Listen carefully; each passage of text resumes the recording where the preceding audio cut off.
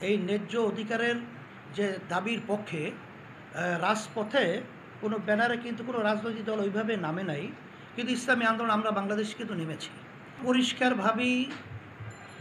এটা তো পত্রপত্রিকায় আসছে, তাদের বক্তব্য আসছে, তাদেরকে মূলত আসলে তারা ধরে নিয়ে তারপর জোরপূর্বক তাদেরকে কথা বলানো হয়েছে। এবং এই কথাটা বাস্তবতা হলো, এটা সরকারের পক্ষে যারা বিভিন্ন সন্ত্রাসী এবং নৈরাজ্যতা এবং অন্যায় যারা লালন করছে তাদেরই সাজানো শিখানো, তাদের মুখ থেকে মাইক হিসেবে আসলে বাস্তবতা বক্তব্যটা তারা দিয়েছে। আসলে তাদের বক্তব্য এটা নয়। আমাদের পরিষ্কার অবদান যে ছাত্ররা যে ন্যায় দাবি নিয়ে তারা যে দাবি উত্থাপন করেছে, দাবির সাথে তো আমরা একমত আগেও পোষণ করেছি, এখনও করছি। এবং এর সাথে সমস্ত শ্রেণীর মহলের রাজনৈতিক সহ সবাই আমরা ঐক্যমত পোষণ করছি। আমরা এটা ঐক্যমত ঘোষণা করছি।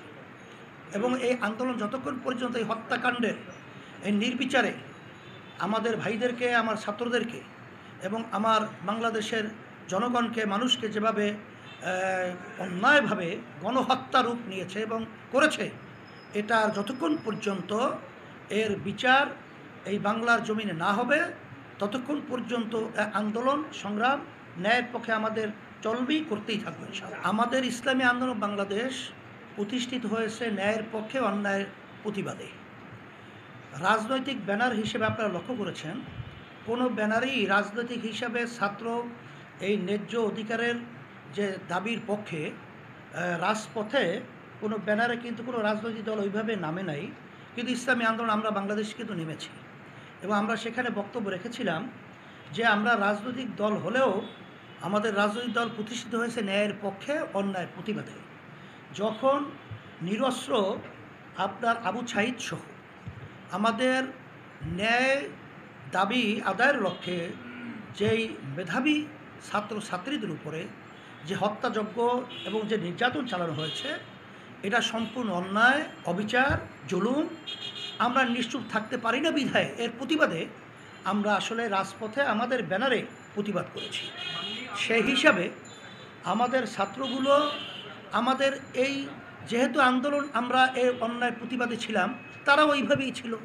7 জানুয়ারি যে জাতীয় নির্বাচন একদলীয় একই সিদ্ধান্ত বর্তমান সরকার করে ক্ষমতায় আছে, তখন তো এই দাবির প্রতিবাদে এবং সুন্দর অবাধ নির্বাচনের ব্যাপারে আমরা জাতীয় সরকারের যে দাবি তুলেছিলাম, এই দাবির সাথে আমরা কিন্তু রাজনৈতিক দলগুলো সবাই ঐক্যমতে ছিলাম এবং যার যার অবস্থানে থেকে আমরা প্রতিবাদ করেছি।